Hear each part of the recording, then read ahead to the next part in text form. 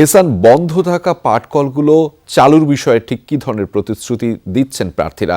এছাড়া অন্যান্য সমস্যার বিষয়ে কী ধরনের সমাধানের কথা বলছেন তারা? একই সাথে নিশ্চয়ই আপনার সাথে ভোটারদের কথা হয়েছে, ভোটাররা কী ধরনের প্রতিক্রিয়া ব্যক্ত করছেন? আমি আছি খুলনা ৩ আসনে। খুলনার শিল্পাঞ্চল হিসেবে পরিচিত যে জায়গাটা সেটাই হচ্ছে খালিশপুর এবং দৌলতপুর। এই অঞ্চলে আসলে প্রধান সমস্যা যেটা হচ্ছে শিল্পাঞ্চল ছিল, সেটা এখন সবই বন্ধ।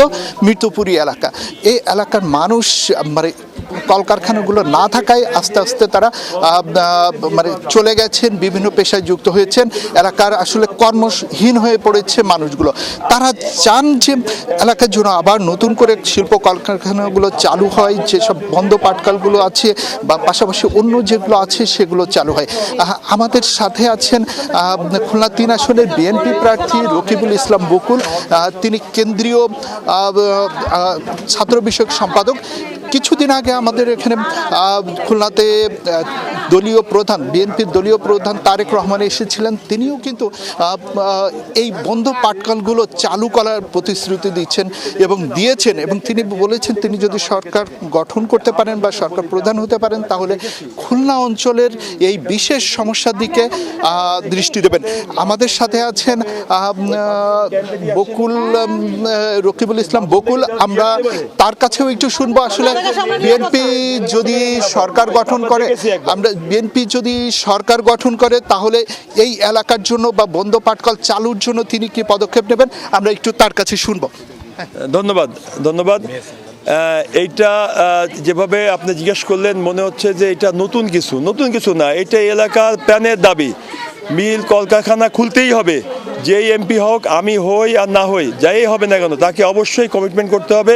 প্রথম কাজ হবে বল্লম মিল চালু করা, আমাদের শ্রমিক ভাইদের কর্মসংস্থানের সুযোগ সৃষ্টি করা, এবং বেকার যুবক যারা পড়ালেখা শেষ করে অসহায় অবস্থায় মাদকের দিকে ধাবিত হচ্ছে তাদের মাদক থেকে ফিরিয়ে আনার জন্য চাকরির ব্যবস্থা করা।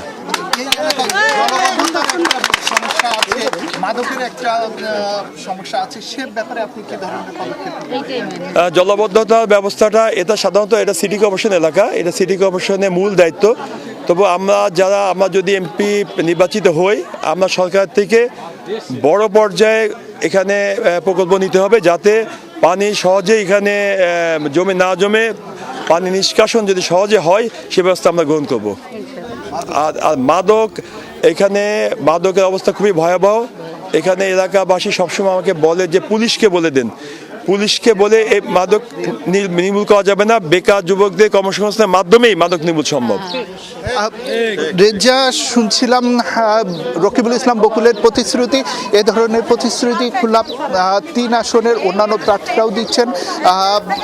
সবচেয়ে বড় কথা হচ্ছে যিনি জিতবেন তাদের কাছে সবার একটাই দাবি, শিল্পাঞ্চলগুলো যেন আবার জীবিত করা হয়, পাটকলগুলো যেন আবার চালু করা হয়।